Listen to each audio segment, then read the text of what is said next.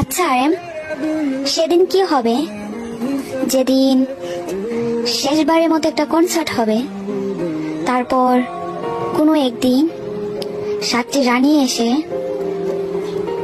আর্মিদের কাছ থেকে কেড়ে নিবে তাদের 7 রাজাকে।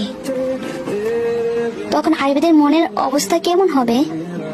সেদিন কি আর্মিদের চোখে জলে আহাজারি হয়ে উঠবে, নাকি সেদিন থেকে আর্মিরা চটপট করে নিজেকে শেষ করে দেবে?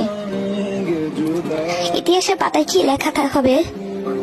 কোন এক গাছে 7টি ফুল ছিল, সেই ফুলে গিয়েছিল হাজারো প্রজাপতি। হঠাৎ একদিন 7টি রানী এসে ফুলগুলো নিয়ে যায়, কিন্তু সেখানে আটকে যায় হাজারো প্রজাপতি।